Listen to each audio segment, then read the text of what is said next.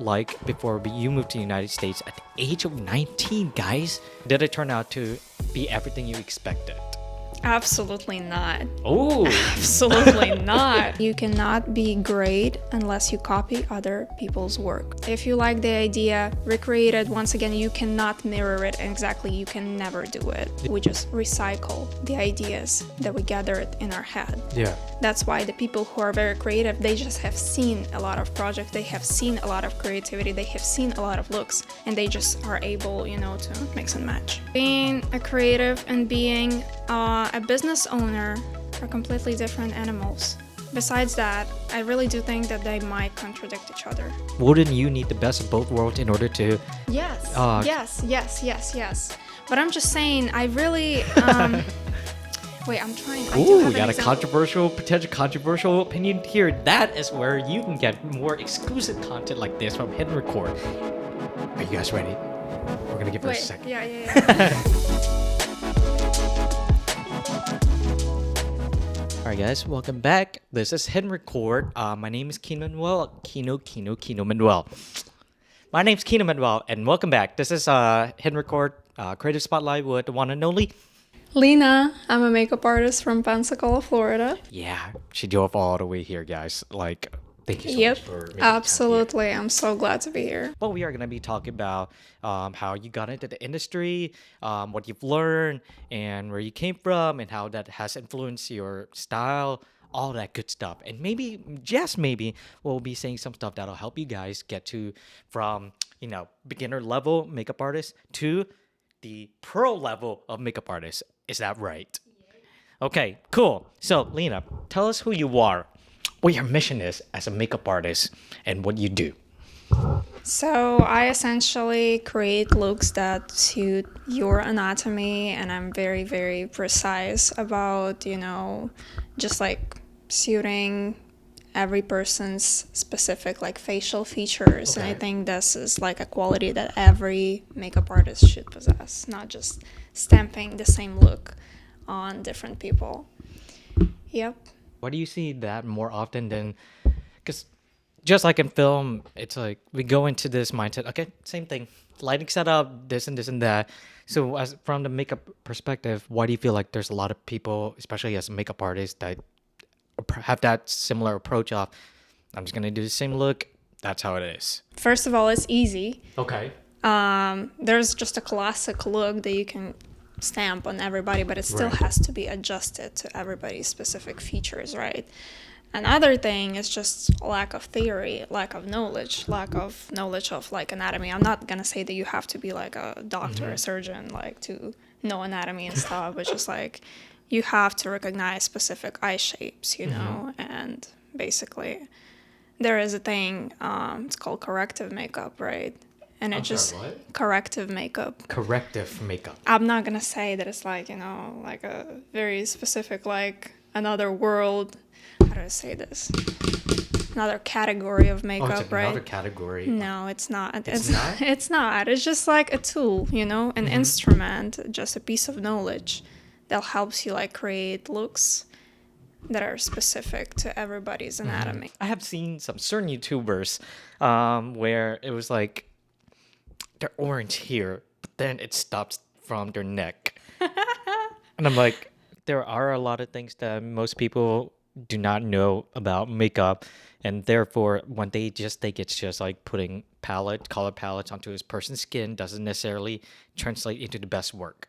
You just have to understand the facial structure and a lot of color theory, all that stuff. Yeah. Oh my Yeah. gosh. I feel like a lot of you don't have to go like super in depth, right? Okay. Like actual artists would do, but Yeah. just like very minor knowledge of color theory is a necessity in a multiracial environment, because I come from a white people's land, So like moving here was a big push for me, like to just like learn a lot of basics of like color theory. Okay. Personal life. It's time to let the people know about who you really are. Beyond. We'll call this section "What's Behind the Mask" of Lena. How do you say her last name? Sira? Sira. Yeah, that was good. AKA Anhelina Yes. Sira. Yeah. Behind the mask. Yeah. Here we go. So, I actually, like I mentioned earlier before we started recording about the story, the one thing that stood out to me the most was your immigration from Ukraine to here. So, the question to that was, what was life like before you moved to the United States at the age of 19, guys? Now, I know that's already an adult at that point, but still, any move, especially from a different country, it's life changing, and it's always something that I don't think you can't just summarize it down. Oh, you just moved. No, there's a lot of complexities behind that. A So, lot. and did it turn out to be everything you expected? Absolutely not. Oh, Absolutely not. Oh my lord, no. It's getting thrown in a completely like Yeah. polar opposite environment. Everything that I've known before, I just had to scratch, because once again, that story that I posted, like telling about Yeah. you have to have the courage in life to recognize that the previous knowledge will not apply to what you're going through right now. yeah. Right? So, yeah. It's just vastly different. I moved from my family and we actually moved from Philippines to United States, and How old were you, by the way? at that time. Yes. It was 2007, so I think around 7, 8 years old. I don't Seven. remember. So I think it was easier for me to transition, whereas for Yes. you, Yes. you were already an adult at that Yes. point. Yeah. What were some of the cultural shifts? Cultural. I don't know if I'm saying that right, but cultural shifts that you experienced from Ukraine to here. It's like everything. I don't know, from people not taking off their shoes when they come into somebody's house to, I don't know, like. Actually, that was polite, by the way. Yes, I appreciate that. I will never Yeah. disrespect somebody's house to not ask whether I should take their shoes off or not. It's a Wow. mental block. It's a mental block. Like, I usually do automatically like take Yeah. my shoes off, but like. But you just stop yourself because it's not like your home and over there. Yeah. See, guys, the biggest lesson of this year is yes, it is 2024 soon, and what we need to learn is bedside manners, just like what she did. But from Ukraine, it's just like, and specifically diving into the question of how everything did not turn out the way you expect. Can you list some of those things? Yep. So, first and foremost, I actually had no intention to stay in the United States. Yes. So, it was so that I needed to be back literally by the time of like Christmas Oh, wow. 2021. But it was a time where, American media would report a huge concentration of Russian military around Ukrainian borders. Whoa. Yeah. So I got myself a lure because at a point I just started like, getting interested in maybe like staying in the United States. Yeah. Because it is very hard to basically make it, in Ukraine, like business-wise, Yeah. living-wise, if your parents are not rich.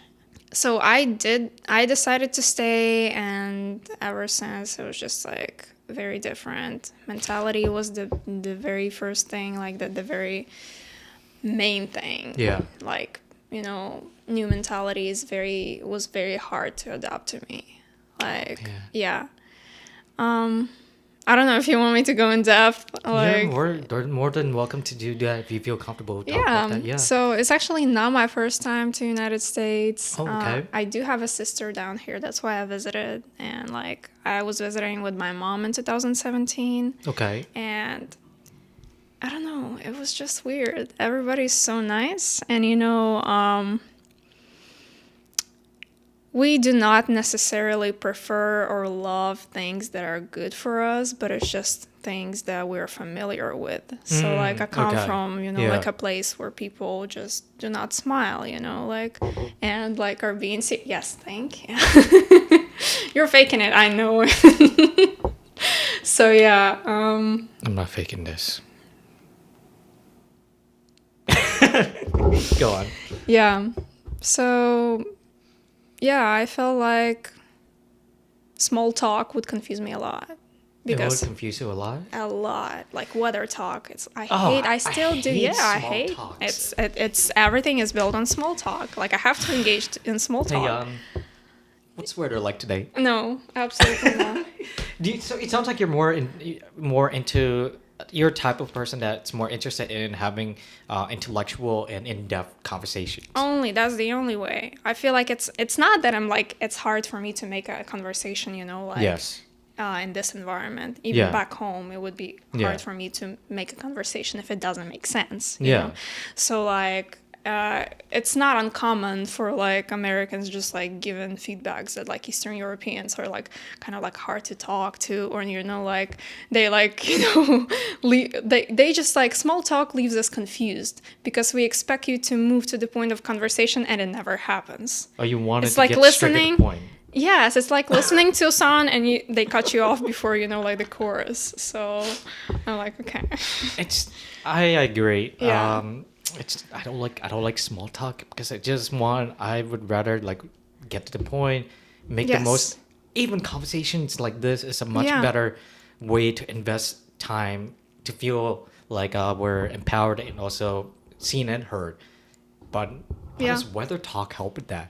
Yeah. Hey, it's 74 degrees. Did you seen and heard? I don't do Fahrenheit, Keno, so I don't even know what you're talking I'm about. actually curious. You mentioned 2021. 2021, yes. How did COVID also impact that? Because Oh. that was a huge time of our lives for everyone collectively, and even as an artist, I can't imagine how hard it made, or how hard COVID made for you to explore other avenues within the makeup industry. So how was that like for you? Yeah, so that time? actually COVID did impact my how do you call this? My what? COVID impacted your expectations, your lifespan. No. Oh my god! No, bro. Please no. Are you dying? No, don't say that. I'm sorry.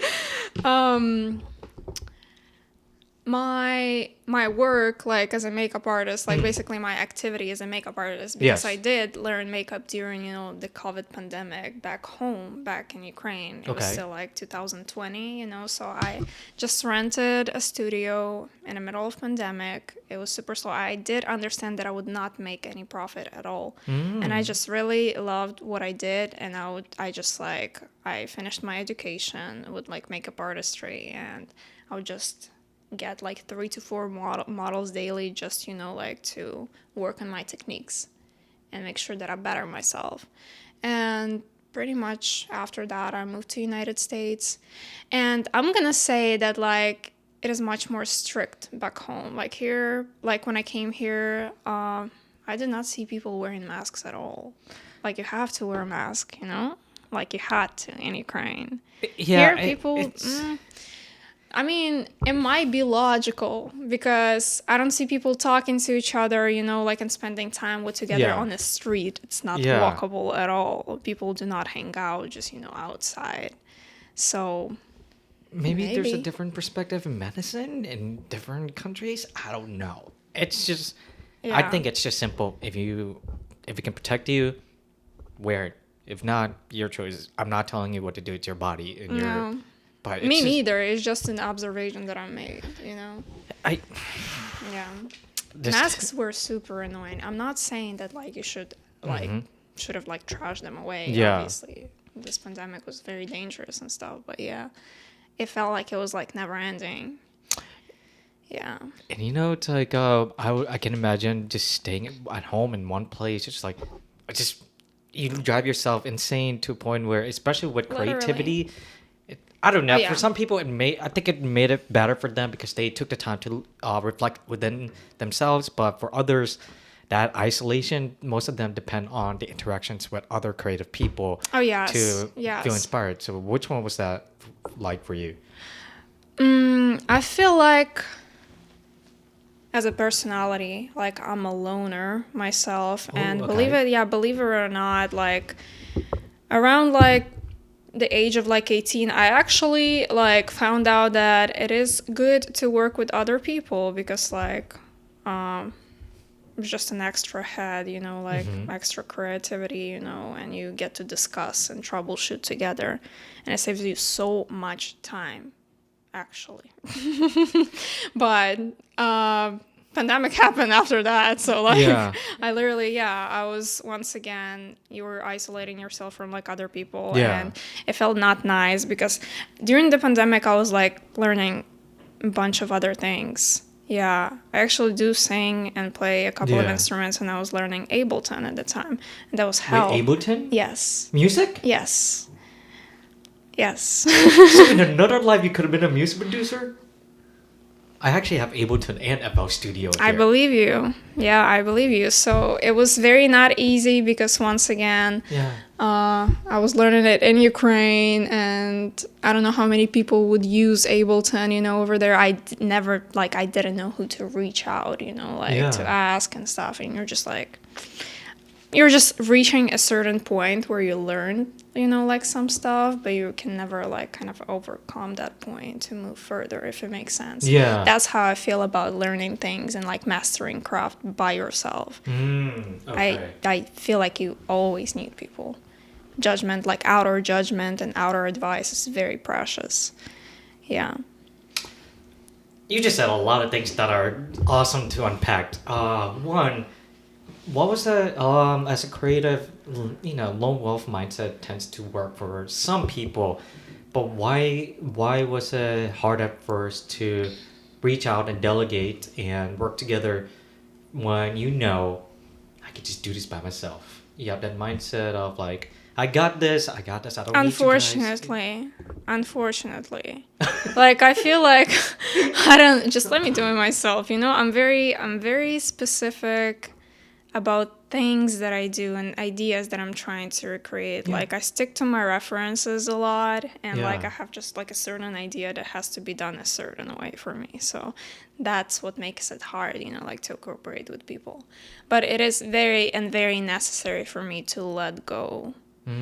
To let go, like of these thoughts, and yeah. Well, what have you learned since taking the steps towards that? People are not That as mean. it's kind of egocentric to think that specifically you can handle things in the best way, Okay. because I do not know everything, and I'm not best at everything, so you have to learn to trust other people. Yeah. And it brings you to very good results. Yeah. In short, you are the dog that's leading the sheep, the flock. Where am I going this? For real. I have something in my mind. I tend to go off. It's okay. Basically, working with people. Actually, I said this in a different podcast. That's not even mine. If you want to go faster in your career, you should do it alone. But if you want to go farther, you should do it together with other people. Interesting. Yeah, because basically it's like you can either be like Iron Man or Iron Man and the Avengers, if that makes sense. Without Black Widow dying and Gamora being thrown off. Have you watched the Avengers? I'm sorry. Okay, moving on. Really? No, I'm not a Marvel person at all. What the fuck? No. That's No. okay, but I I also randomly realized that I only have one earring. It's fine. Wait, what? You just have one? Oh yeah, it's okay. We're only showing your. You don't know this? Website. Your website. But anyways, the other thing I wanted to dive into was you mentioned that you were diving to Ableton. Was that driven by the worry and concern that if makeup didn't work out, at least you have a different backup plan at that time? So I quit my university. Right? I was going to university. Dropout! I'm a 2 times dropout too. I was not a dropout. I like intentionally did. They were like at the university. Wait, They were isn't like, that but the what are same- you doing? Like, you have good grades and stuff. I'm like, I don't want to do it anymore. Isn't that the same thing though? Huh? Dropout and I thought that a dropout is somebody who did like bad enough, so they like kicked them out from the university. But if it's not, no, I'm a dropout. Yes, I don't regret it. anyway. Anyways, yeah, go ahead. Why did you feel like you went through that? So I was essentially raised as a very good and convenient child. And I was very smart and diligent with things that have been offered to me, right? So I did good in school, and like I went to musical school, and I did equestrian sports, and yeah. Whoa. I did a lot of things. So like essentially in Ukraine, there's this type of national exam that you Yeah. have to pass, and if you fail, there's a possibility that you would get rejected from like every university, you know? Yeah. Okay. So I did make it to one of the best unis in Ukraine, and I got my education for free. So there was like 2,000 of how do you call this? I forgot. Like 2,000 inquiries for this specific faculty. Okay. And I made it into 100 of best. Oh. Yes. So I did not have to pay for my education because I did so well with my exam. Yeah. But eventually, when you're so busy, when you realize that you're doing so good, you get to the point where you start questioning, is that really what I want? Yeah. What is desire? Or it's like a desire of other people, of my parents projected onto me. Okay. And I understood that it was just like, it was once again pandemic.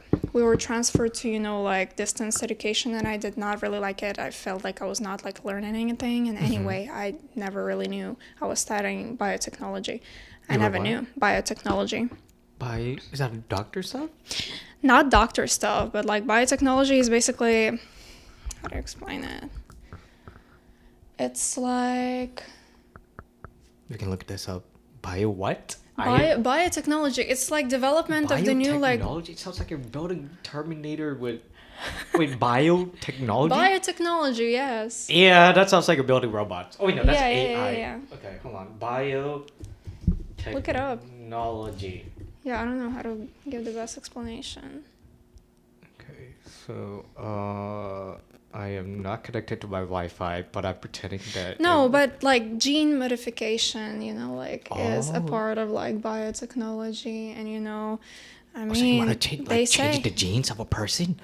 they already do that. Like genetically modified food, we already have that, right? Okay, wait. I know Yeah. this is a little bit off, but what are your thoughts from what you learned? Do you think genes should be left alone, or do you think they should have freedom to modify themselves? Unfortunately, I don't get to decide, even if it's like I just firmly believe that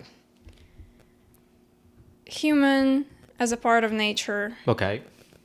is kind of counterintuitive to the nature itself, because we just do everything possible to, I don't know. That's how I feel. Yeah. No, but literally. What are you doing? So, Tomb Pringles. Hey guys, this is what she's talking about. Question mark. Biotechnology, basically, it's just exploration and genes. More than that, but I'm just giving you an example, right? Right. It's like modification of biomaterial. Like, yeah. This starts to look clear They already. say that you will be able to actually print actual organs with like 3D printer. Like, imagine like getting a kidney, I just started to sound like I feel like there's gonna be a future where, my lung, I'm 3D printing this right now. I mean, who knows? I don't know a lot about that, so maybe it'll help, maybe it won't. Either way, I think at some point we're gonna be modified. Oh my god, it's a future where we're no longer human, but we are human, in the sense that everything about us is gonna be replaced. Does that make sense? Like your eye will It be... gives cyberpunk, doesn't it? What? I said it gives cyberpunk, doesn't it? But literally. I want my ears or my hands to like turn into swords or shing shing shing shing. That's really cool. But okay, so you dive a little bit to that, and then you just dropped out, and then what pushed you to a point where you felt like you could just learn everything on your own in this makeup as a makeup artist? So I did not essentially like learn everything by my own Yeah. because like I did quit the university because I realized that despite me being, like ambitious and smart, Yeah. I am a human and I have limited resource, and we all do have limited resource, and we have to respect that. Okay. In life, you only need to do what you really love doing, because even within this thing that you love doing, you will contend with annoying things, if it makes sense. So do not, please do not just like pick these types of activities that you truly hate, like jobs that you truly hate, because within these jobs that you truly hate, there's going to be so much annoying things besides the fact that you already hate it. Going back to what you said, it's like creative careers are not the most secure financially. Yes. And I think there should be credit given to people that have no choice but to work in jobs that they don't necessarily enjoy, mainly because they need to support themselves and their family. Yeah. But I don't know. I love what you said about don't focus on the things that you hate. Focus on the ones that make you feel passionate and energetic.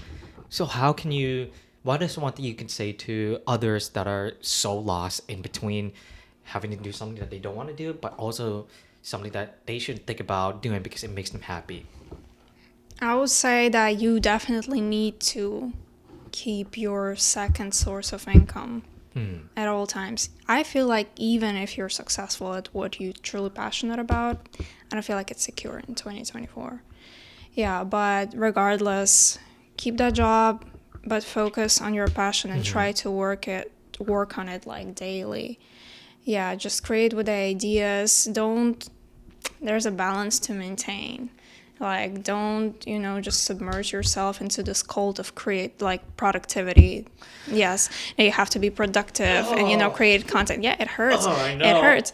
Yeah, I feel like I don't know.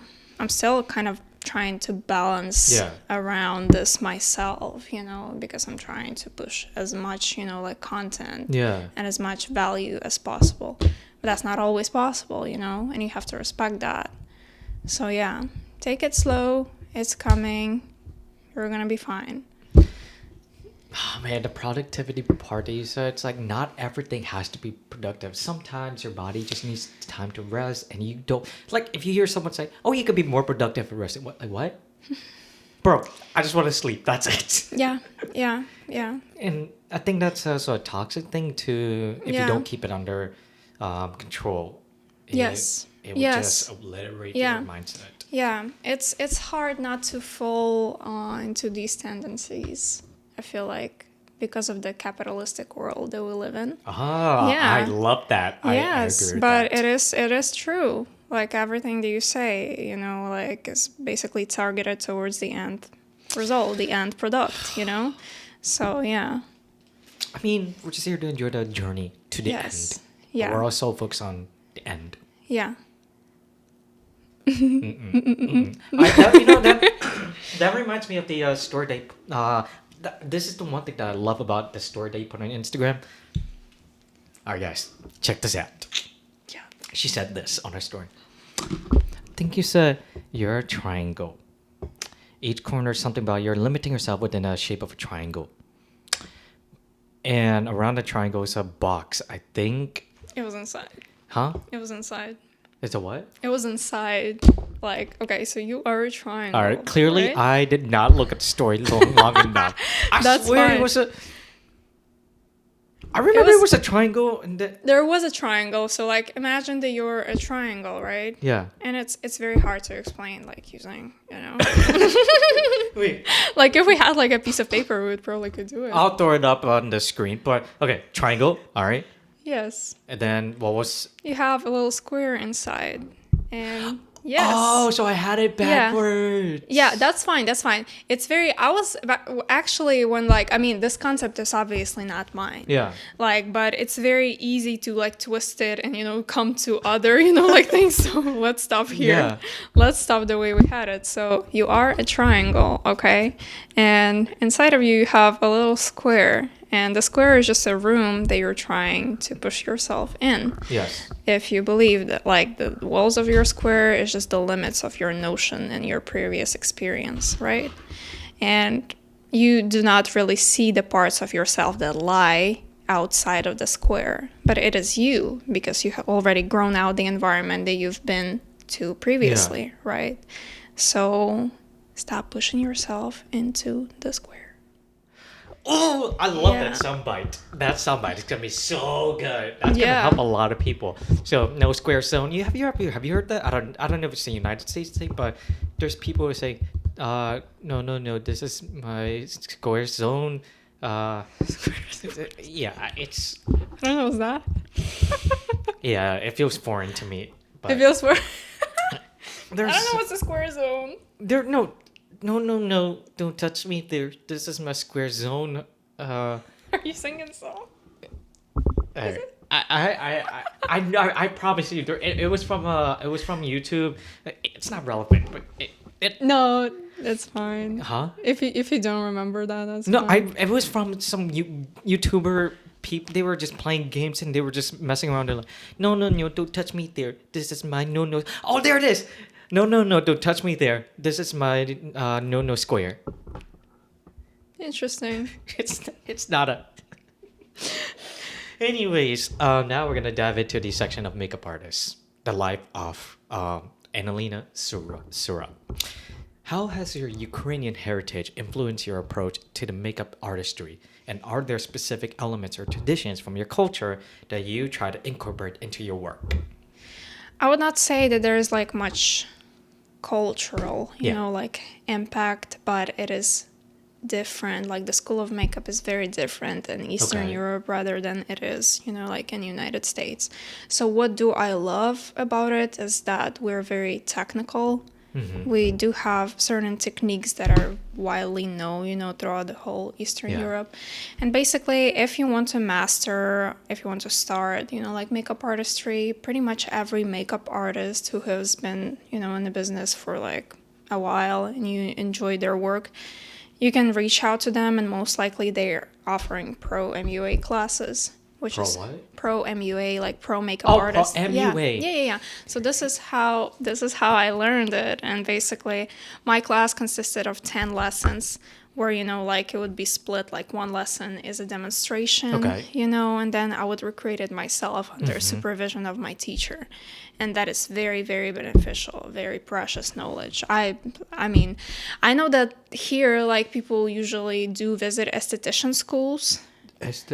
It's Yeah, just- yeah, but I feel like people learn a lot, like in esthetician schools, but their education is not targeted towards specific, like it's categories generalized. of beauty. Yeah. Yeah. At least this is what I've heard. Yeah. So even now, I'm still so looking forward to look for a makeup artist, like to like lift my qualification Yeah. because there's always something to learn. I always trying to, like better myself. Yeah. With education, did you feel like did you discover yourself to be more as a type of person that can learn a lot faster through hands-on activities, or just by looking at in a book, makeup a book you learn from what you see, but it's just like reading, or are you more of a hands-on type of person? Good question. I believe that nobody is that. Why? Because I believe that you how can you learn like makeup Yeah. by just like looking, like in a book, They would have these like old books from like 2000s, like with like Oh my god. yeah, literally like teach you how to do makeup and they had like all this blush application and stuff. I do understand that is very cool, but there is a skin type, there is skin prep, there is facial anatomy, there is so many things that would just like not apply to you, Yeah. that applies to the model that you look at. Yeah. That's why it is so not easy to learn makeup using YouTube tutorials for some. Yeah, because Really? yes, I mean you can if you do have like a very, how do I say this, like I don't know, a perfect face, like non-hooded eyelid, and Yeah. you're just like Yeah, you can definitely like grasp a lot of knowledge from like YouTube, but if you do feel like you're repeatedly like trying to learn makeup from a YouTube tutorial and you never get to look at exactly like your reference picture, then maybe you should reach out, to a professional who will teach you how to, like master your makeup. I mean, if you're really interested about it. Yeah. I don't see people being very, like nitpicky about their makeup here. Right. Yeah, so I didn't, because like how we're living in a different time now in comparison to the time when those books were written.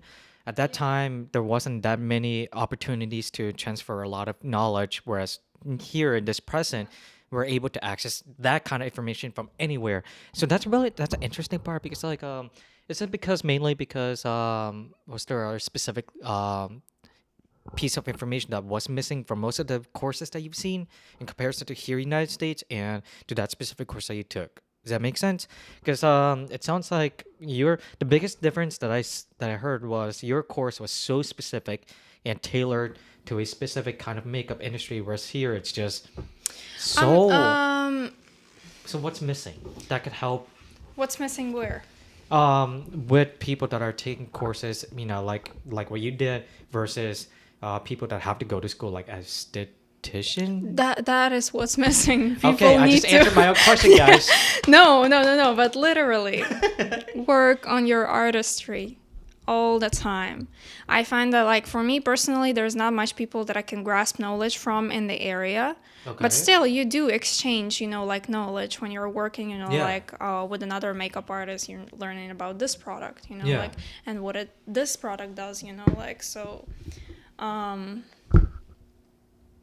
I encourage you to pay money for education. Yeah. It's the best investment that you can get, because I mean, there is so many instruments of attracting your clientele. Yeah. But I don't know, my idea that the very first and very main instrument must be the quality of your work and nothing else, because believe it or not, some people would just visit professionals and like beauty industry workers just because they're nice. Wait, what? Just because they're nice. Oh, really? Like sweet, like and stuff. Yeah, I'm like, I learned it from my nail tech, but I'm like, that would absolutely not fly where I come from, because like it's just that the standard is so high and the school is made in a specific way that yeah, we all expect to get a specific like result. But there is people who just don't do a good job. They're just like, they're very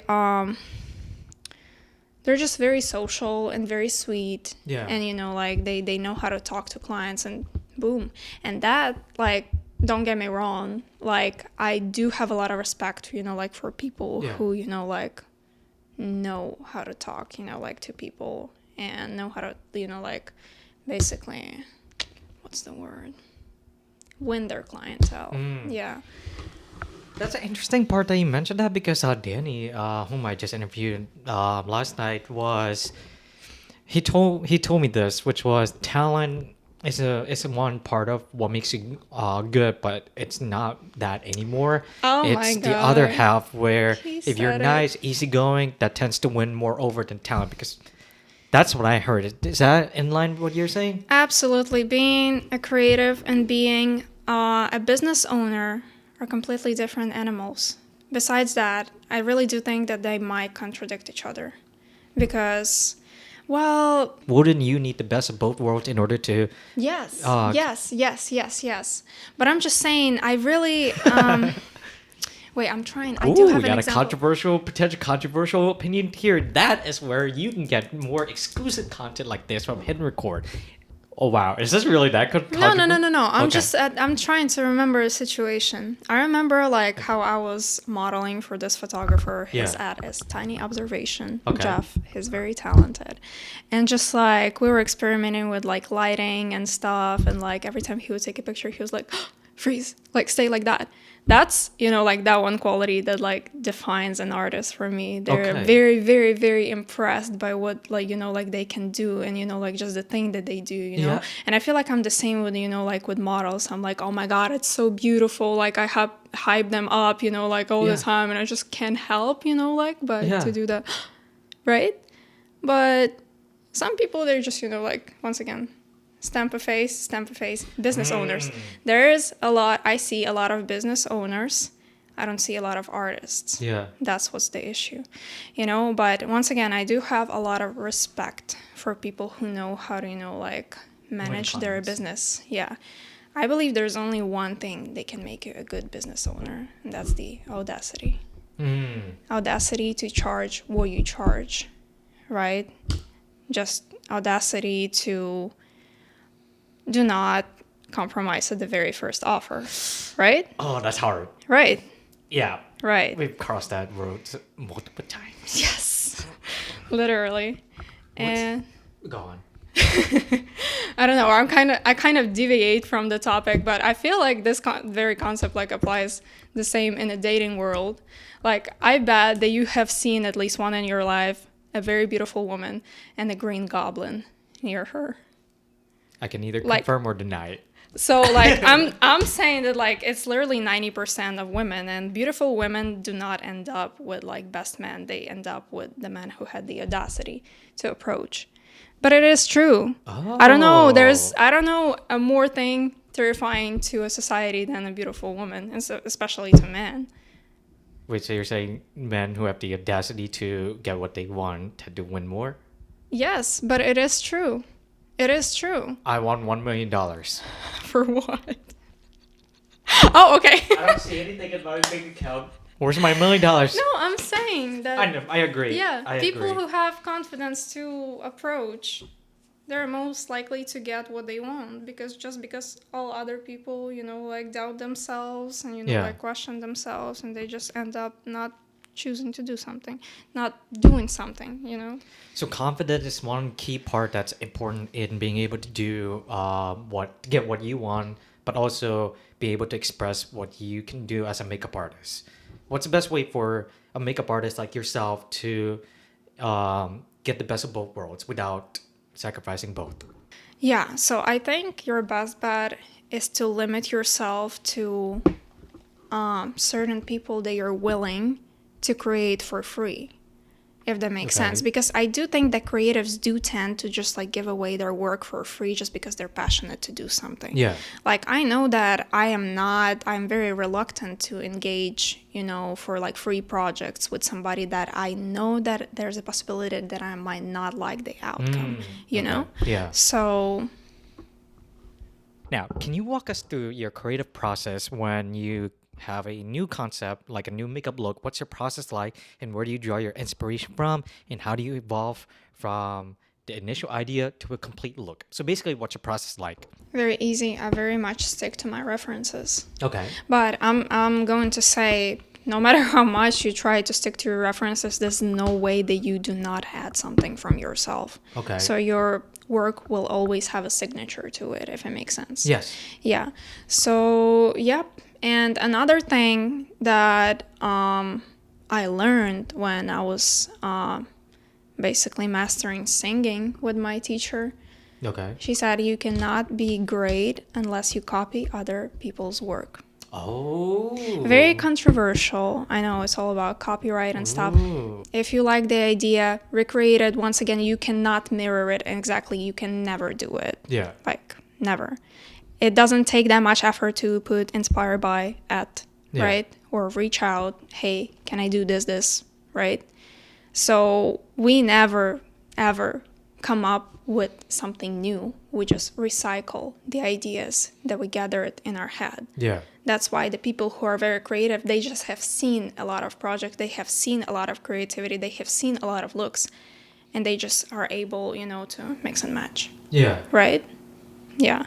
But I've been expressing this idea, and I've been hearing a lot of like backlash, you know, but Ooh. Could you say that a creative person can start off with not having seen any inspirations and go from there? Or do you think they need to take a step by exposing themselves to a different number of works, like movies, pictures, whatever? Because like it's so hard in this world to create something original at this point. create something what? Original. That's what I'm saying. You are not ever creating, coming up, inventing, never. You're just, and even I feel like people, you know, themselves, they Yeah. are not unique.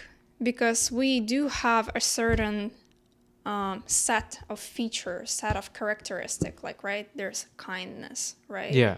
There's, I don't know, no, not gratitude is what? Like, give me Yeah.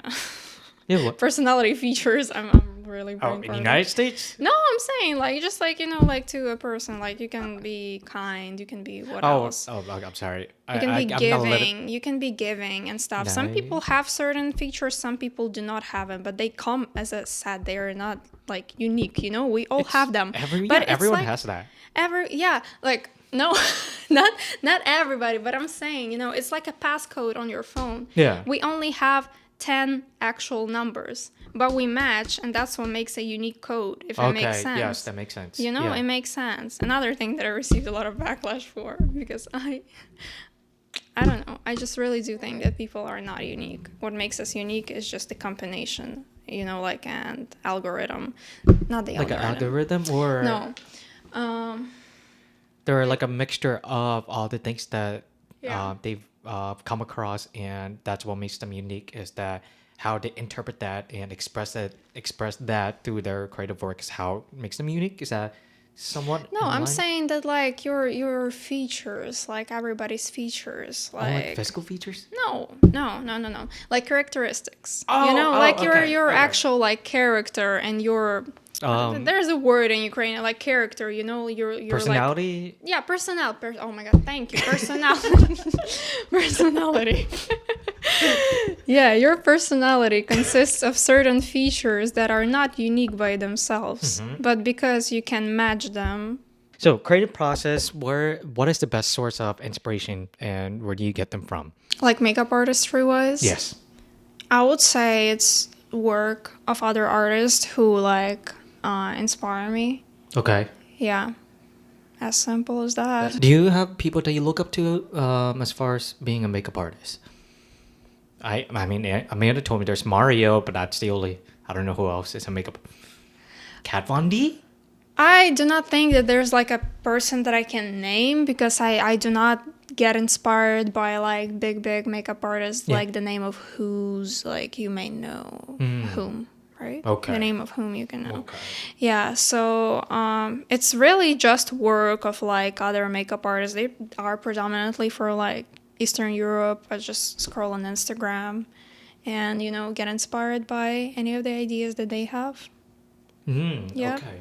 Well, that is the creative process that you just heard it from Anhelina Sira. So, was there a makeup look that you did, and was there a makeup look that became one of your best work, and can you describe that? Is there one that you're proud of?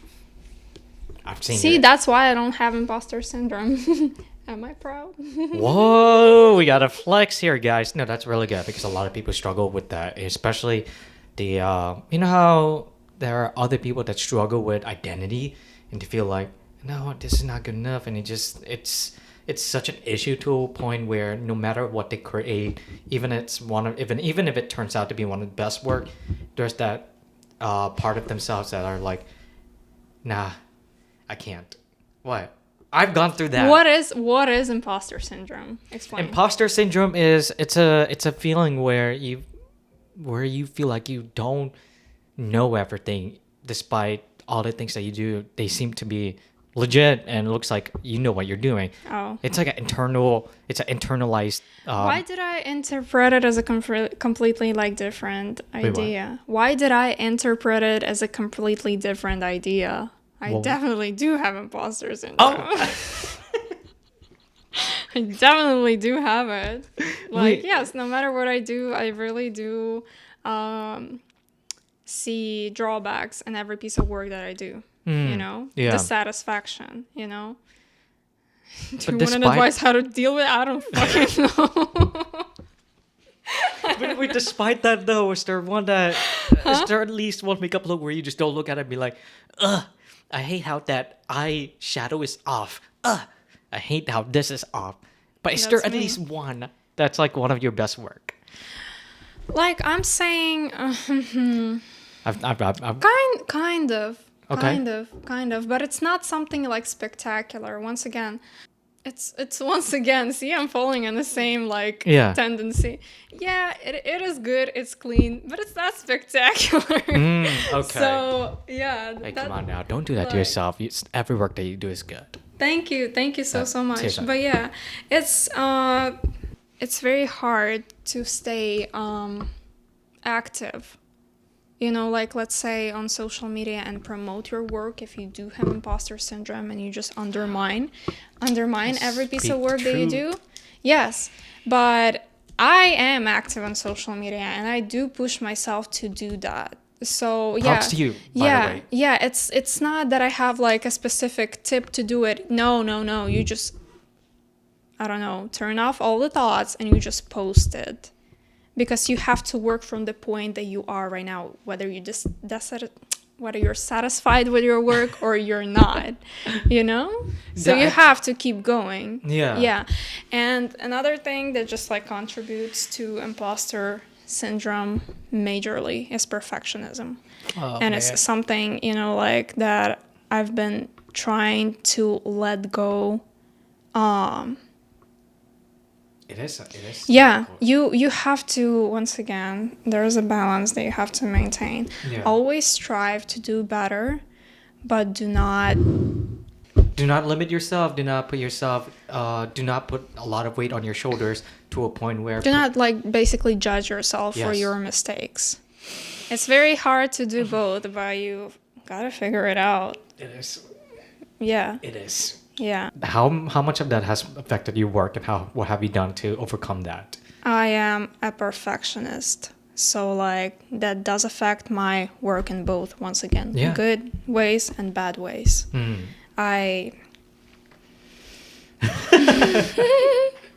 Wait, I'm thinking what to say. How did you work through moments where you had creative blocks and imposter syndrome, basically? There is one technique Okay. was introduced by a singer, John Mayer. Have you heard? Is that the guy with the guitar and With the guitar. With the guitar. curly A hair? guy, I don't know if it's curly. Anyway, I don't know if it's curly. Anyway, what he said that he's essentially a songwriter when he's having, you know, like blocks. Yeah. When he's writing a song, he is intentionally trying to write a bad song. Okay. And you have no idea what doors of creativity it opens within your art. Mm-hmm. Like it leads you to things and, you know, like unique results just because you let go of this idea to basically present a perfect result, right? Yeah. So, the triangle no longer is no longer a triangle. No, a square. Why? It just becomes an amorphous shape, Literally. breaking boundaries, Yeah. coloring beyond the lines. Yeah. You know, your mother told you not to color beyond the lines. Well, guess what? Your mother's wrong. Yes. When we're young, when we're like little kids, we all wanted to be a police officer, a doctor, astronaut, whatever. What inspired you to specifically pursue makeup industry? I didn't know what to do with myself. Okay. I quit university and like I had to basically. I hate speaking English. What? I said I hate speaking English. No, no, Lena. Oh. I actually have trouble with. If you see the repetition, I have that issue because even if I with my hearing loss, it's like I still worry about how I sound and I still worry about how I form my sentences. So the way you speak English, it's way better than you give yourself credit for. Okay. See, imposter syndrome. Okay, so we're having imposter syndrome in how we speak now. Yeah. Wait, well, what was I saying? Like, it's basically like I didn't know what to do with myself. I quit my university, so I Yes. had to, you know, like come up with some sort of activity Yeah. just to keep myself sane. Yeah. So, yeah. I never ever like presented makeup artistry. You know, it's something that is like my very ending goal in life. Yeah. You know, it's just something that I do. I really do enjoy it, you know, at this moment, and I hope that I will be enjoying it for much more time. But you never know. So, I'm always happy with people when they, for example, stop doing what they're doing, when they've been very, very, very successful, at a certain niche, and they're just like, you know what? No, I want to do psychology. That is amazing. That is amazing. I wish everybody knew beginnings, and I wish everybody success. Yeah. Because everyone is on their own journey too, and it doesn't mean what they're doing means you have to do the same thing. Because I feel like people are not supportive towards new beginnings, especially if a person was doing very good at the previous, thing that they do, and they're just trying to suck them back in. Like, what for? I understand that you did enjoy and you were looking up to this person. Yeah. But it's not gonna be any better because they already decided that they want to quit, Yeah. So that's how I feel like. Just let them be. Yeah. Mm-hmm. It's like how a bird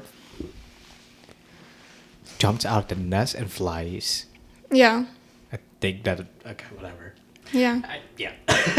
So, considering your current experiences, do you envision yourself launching your own makeup line or leading a team of artists in the future? What would that look like for you? Honestly, no. Whoa, I didn't. Really? Whoa! Wait, wow. Really? How come? Do you like a... Because is that going back to the lone wolf mindset, or is it more of like you want to have everything under control within your world instead of depending on other people?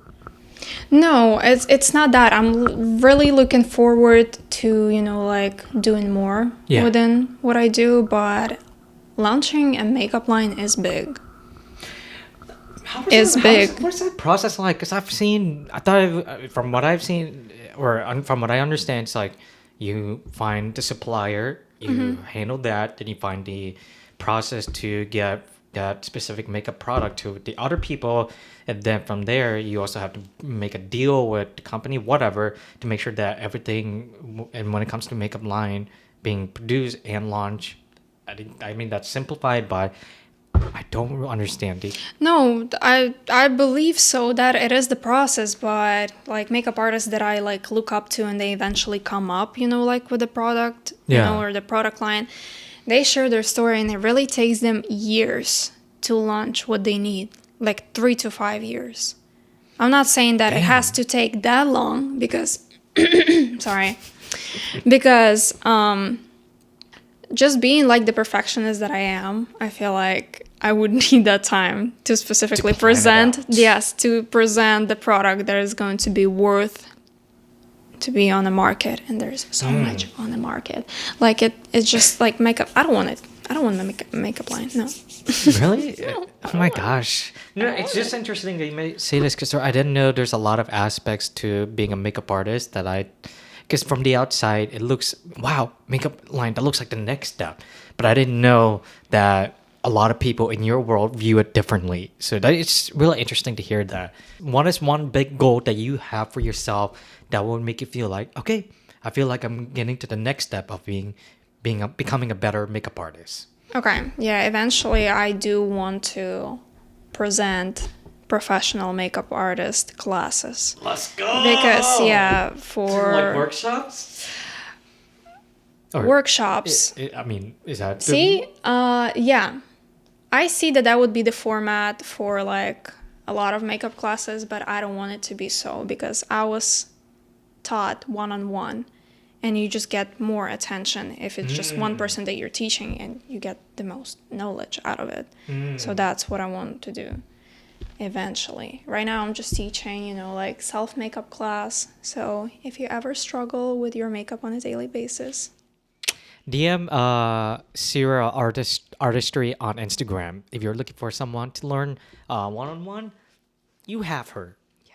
Why is it... I feel like one-on-one sessions, like you said, are the best way to learn versus a group session. I feel like group sessions, it's a thing for very big makeup artists, and it's only applicable when you are already a makeup artist with a lot of experience and you're looking to lift your qualification, you know? So when a knowledge is given to you and you know how to apply it, but when you're starting from scratch, I think this is just useless. To just watch people do. You can do it on YouTube and still learn nothing, right? What about learning together though? I mean, well, again, I feel like that's a bit of a waste of time because everyone would rather learn from the best instead of taking. I don't know. It's like It's up to you. Once again, I'm only sharing what I think, right? Yeah. So yeah, it's up to you. If you do get great results from watching a YouTube video, why not? That's amazing. That's amazing. It saves you so much money. If you do learn makeup from like learning together and sharing knowledge, that is amazing.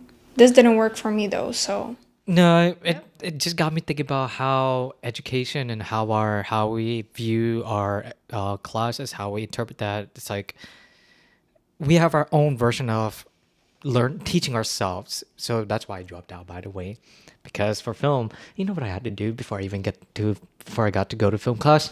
yeah. First semester, nothing to do with film. I had to paint. Second semester, How you wonderful. know what I had to do? Use charcoal to paint something, and reading and all that. How did it help you? You know how much the tuition was? No. 80K. Yummy. You know how much you would have had to deal with when you graduate? At least 250 plus grand. Sweet.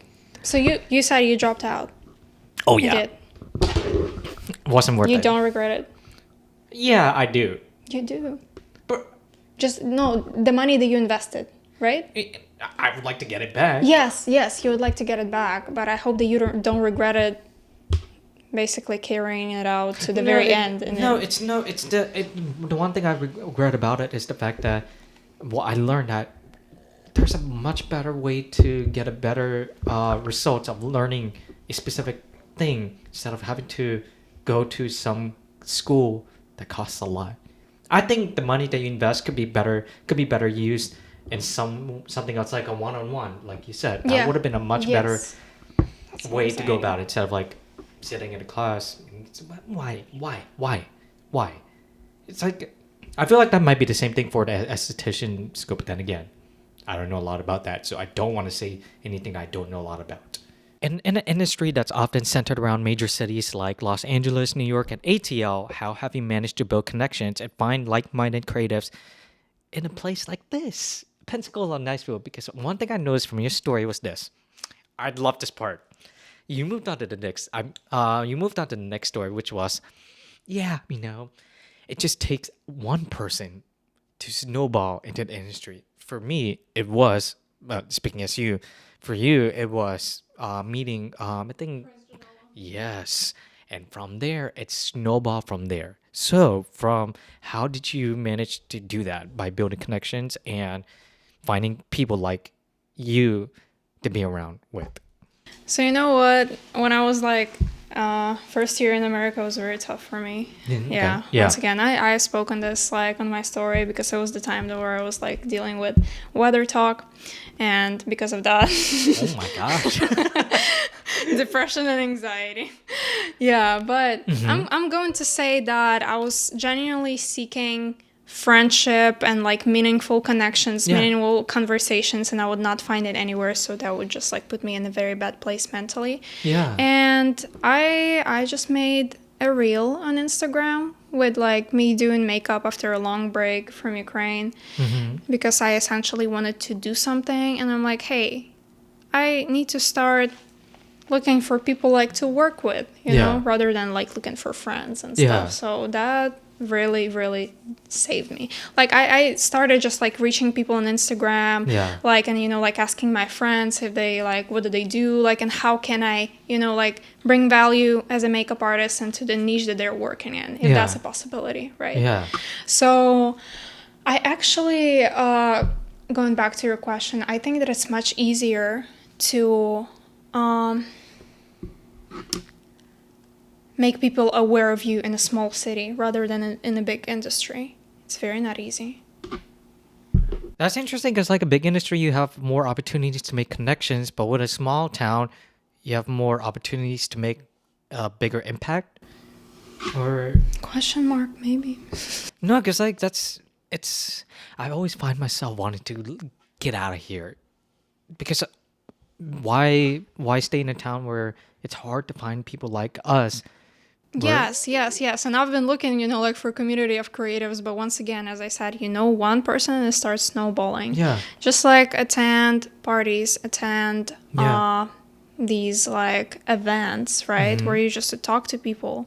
And I believe that people are very easy to talk to here, and there's not much that I do not see that people are much like competitive with each other within like creative community. And I really no here. yeah, you don't think so? There's Maybe like within what I do, It's which I most- really did like appreciate. I mean, there has been like some makeup artists, you know, like that would just like refer a job for me. Hey, I'm busy on this day. Can you take up this job? Perfect. You know, like also everybody. very helpful and just Yeah. thoughtful. Yeah. Everybody's wishing each other success. That's my experience. What is your experience? My experience is there's a bit of sense of competition. There's also a sense of gatekeeping. Is there a gatekeeping attitude in your industry, or from what your experience? In any industry. I just have not encountered it here specifically. I just here in my road, I got backstabbed multiple times. Oh, really? I'm so sorry. It's okay. We do have. It's okay. You know how that saying? As kids, we look up to heroes, but as adults, we understand the villains. Yeah, I like to be Joker because I want to burn the world. Wow, he said that. Yeah. But no, here it feels so lonely, in my opinion. And so that's why when you do this with me, it's like I'm really happy that you made the time to do it because it reminds Yeah. me that there are people in tiny places.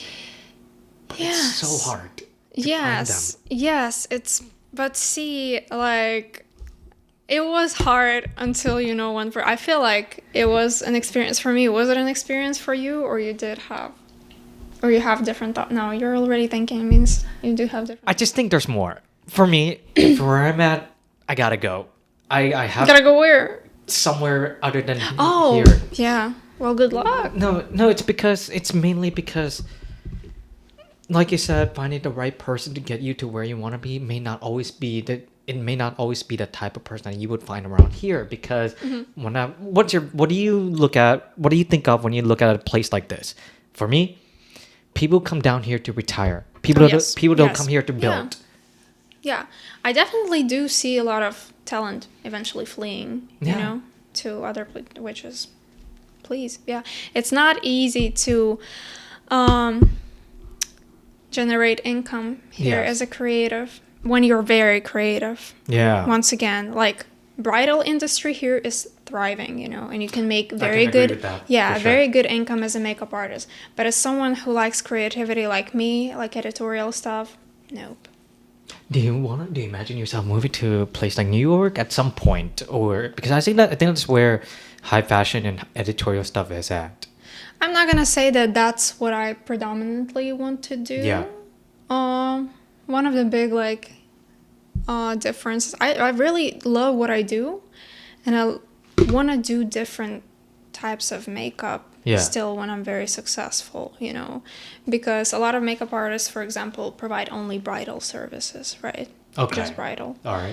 And I do not want to categorize myself as only a few categories. I really Okay. want to do a bunch. Okay. Yeah.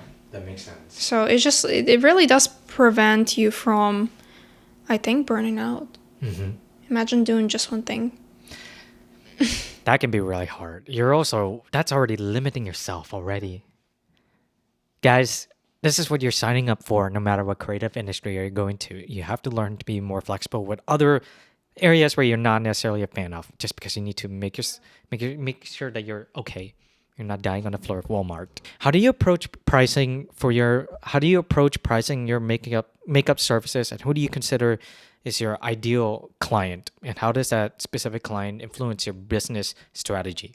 I want to believe that my ideal client would be a daily makeup wearer. Okay. And I believe that if you do hire a makeup artist, you should leave their chair at least impressed. Okay. So I'm not saying that like you have to, do the wings up to your temples. You can do a very natural nude application and still make it look new to your client, so they look in the mirror and they're like, wow, how do I do this, right? Yeah. So I think that my ideal client has deep appreciation for precision and makeup artistry that I do, because not everybody is essentially looking for a very high-end makeup application, right? Okay. So like something natural, you know, because they do not like necessarily wear makeup on a daily basis, will suffice, for example. But I don't think that it would be the case with me. Because I remember when you mentioned the wing, I remember seeing this because I didn't know that's how it worked. So you had this on your story. It was like Yeah. it had to be a specific base rule structure where the person's eye was downward. Descending, yeah. And when I was okay, this got this interesting. So I kept going through. It's like you had to angle in a certain way with the wings to make it feel like make it look good. Because for her, a lot of the makeup artists, that the biggest mistake was they would do. I think it was like a lower angle. Or Yeah, you would yeah, have just to- not an angle as sharp. Yeah. Yeah. I did not know that. Yeah. That's that was so good. But now pricing. What does your typical pricing structure look like? Do you have like tier packages, or do you just is it case by case basis? I'm looking to create packages predominantly where I would work with other Yeah. people, like photographers or like hairstylists, just because it's a very, how do I say that? Like a good deal to you. Right? Okay. Yeah. For those that are aspiring to become a makeup artist, what are some of the key advices you would give to help them get started with the career? Invest in good education. Please. Please. Yeah. It's just, a good base is so important. And even when I see, you know, like a lot of creative, you know, like people just like getting into makeup with, you know, like very creative approach and like very loud looks, you know, like extraordinary and stuff, do not skip the very base. Okay. Because as I mentioned, it's very not easy to generate profit on creative work like that. So still, I would encourage you to just learn the very basics, learn natural makeup in order to, you know, support yourself. Yeah. Okay. And like, how do I say that? Diving straight into creating like very editorial looks without knowledge, you know, of the very basics, you will see that it will just reflect on the quality of your work, if it makes sense. Okay. Yeah. So don't rush, take it slow. Yeah. Because I felt that myself. Really? Yeah. Because I was very creative, and like at the very beginning when I started doing makeup, I started like doing very creative looks, and like Yeah. I started understanding that like, this didn't last that well. This like didn't work out that well. That's because I skipped over some basic knowledge. So people tend to want to go for the exciting stuff instead of having to take the time to understand that in order to get there, or at least be able to live off of what you're doing, we need to be able to be okay with doing the basics, even if it's not the most fun. Oh yeah. Yeah. Yeah, Because guys. sooner or later you will have to come back to it, and that's more time and that's more money. Sorry. We always want to have fun, but I'm sorry.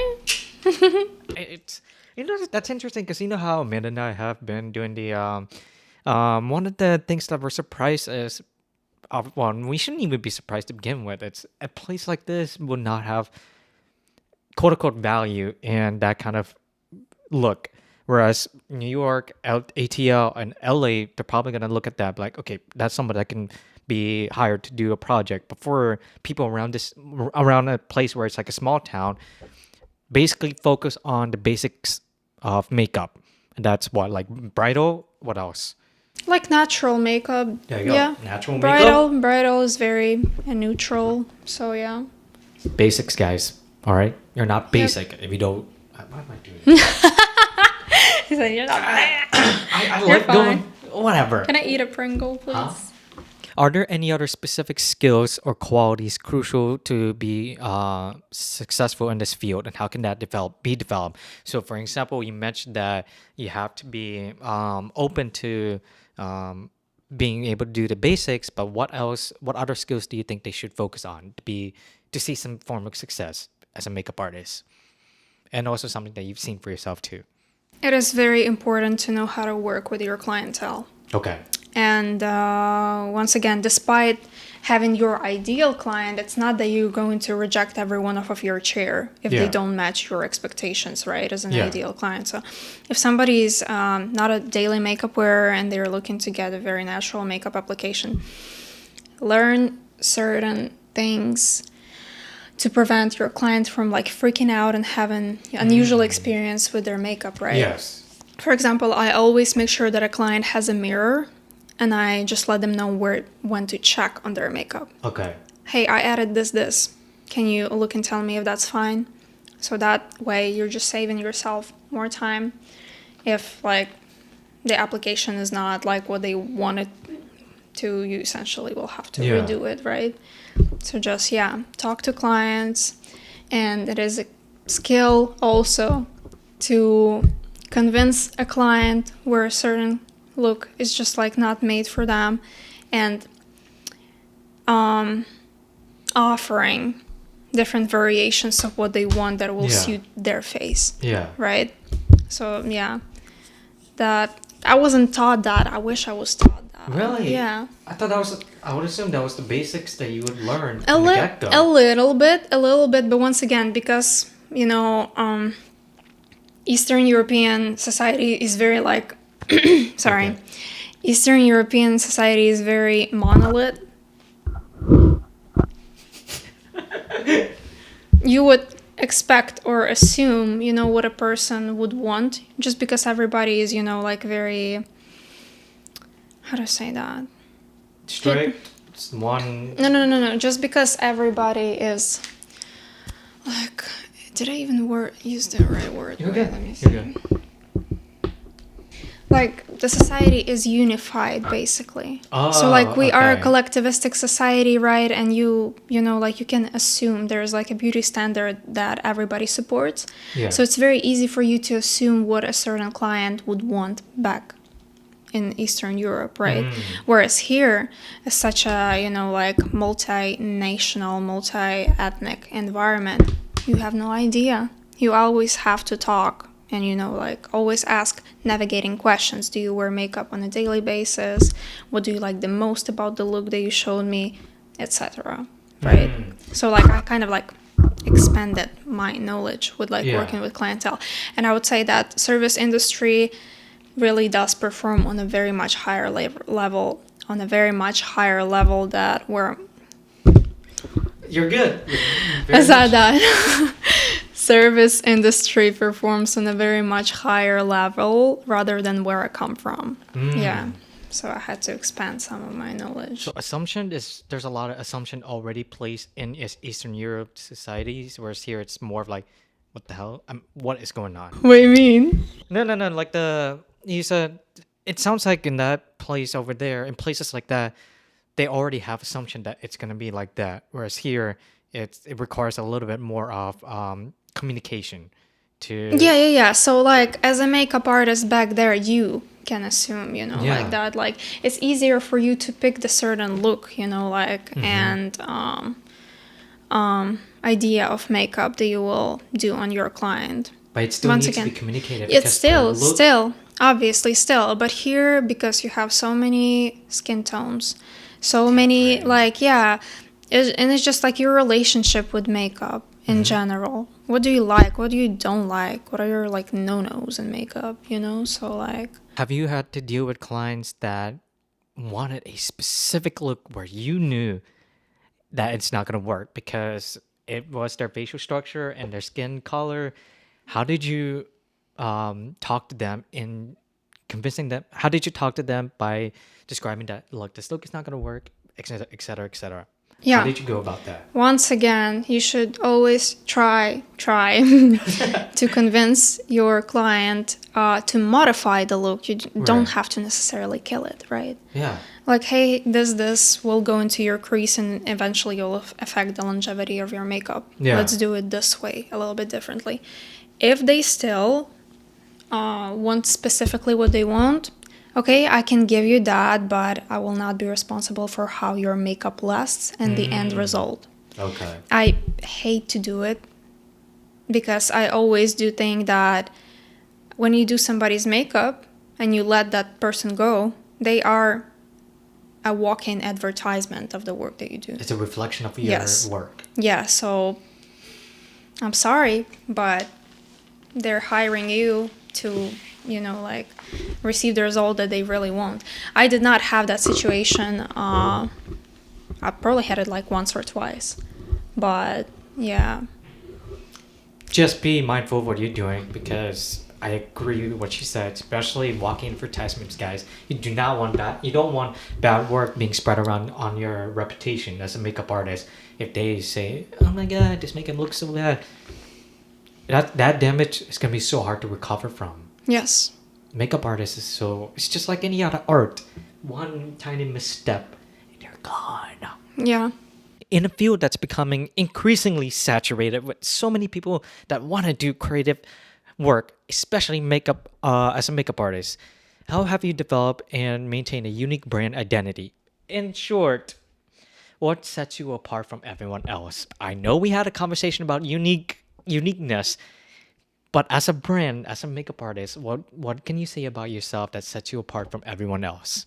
I believe that besides plugging in creativity into what I do present and deliver looks that I created specifically for you, for your facial structure. Mm-hmm. That's what I believe makes me stand out.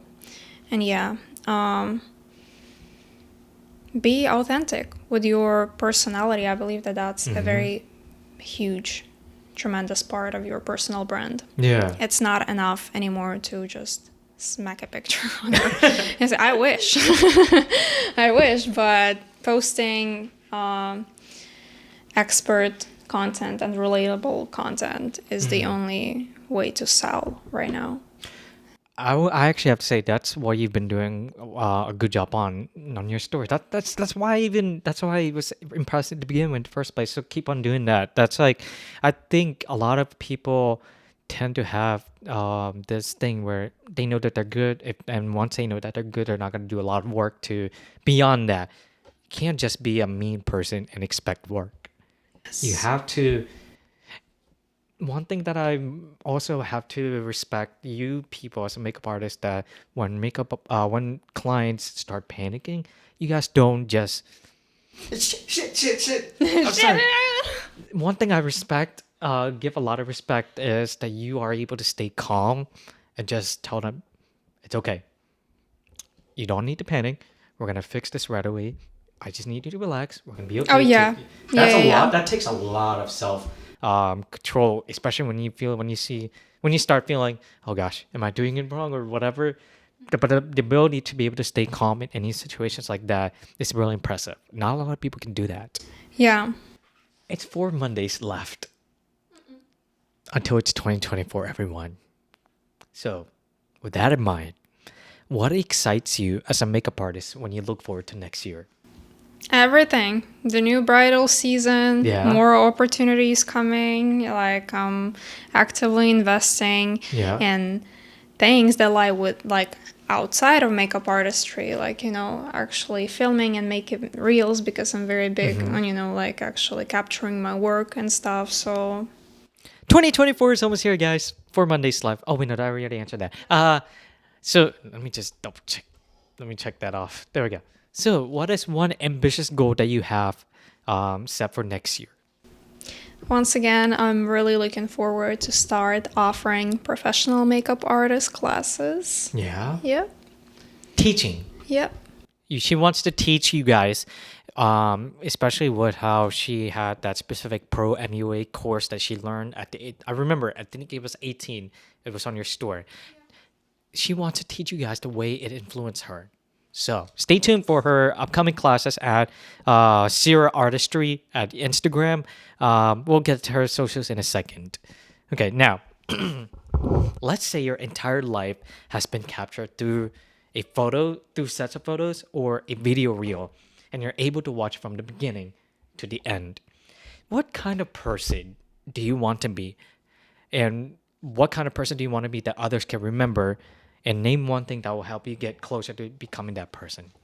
I think that I want to be remembered as a person who just brings value to type of work that they do, preserves honesty within working connections, and just I remember I saw this on your story too. Is that one of the things that you love about makeup is doing makeup is the fact that you get to make people look and feel beautiful about themselves. yes, yes, yeah. That's in her words, not mine. He said it. Okay, so now where can people find you on social media? I'm at Sira Artistry on Instagram and on TikTok and on Facebook. Do you have a website, by the way, or not? It's in the process. I do. It's in the I do, process. yeah. It's Okay. going to be secured. By the way, Stay tuned at Sira Artistry, aka Anhelina Sira. Now, last thing, do you have any last words, whether that's an inspiring or advice or just a personal thought? Do you have any last words that you want to give to the audience, but specifically the makeup artists that are starting out? these are killing me, Keno. I Hey, feel like I'm still you thinking signed up for so this, much to homie. it. You signed up for this, homie. You cannot be complaining. I'm not. Do you want to go back to small talk? Okay. All right. Bro. I like color white and I like my laptop. Yeah. Absolutely not. There you go. Then you better answer this question. Have you seen his cup? So cool. I was like, what the hell are you doing? You said a message. It's just that I feel like it's intersecting with the previous question, so I'm not trying to repeat myself, you know? Yeah. Do you have any last words that you would like to give to the people that are wanting to start out as a makeup artist? I wanted to start out. Well, that still works. Yeah. Just create, be professional, learn everywhere that you can, but release yourself from the urge of being perfect at everything. Well, that's a great message. Yep. Okay, guys, that is the end of this episode. This has been Hit and Record, the creative spotlight with the one and only Anhelina Sira. If you like this content, don't forget to hit the and subscribe to the button.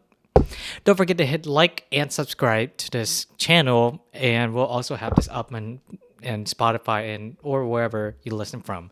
And I guess that's pretty much it. You can say goodbye. Thank you. And that'll be cut.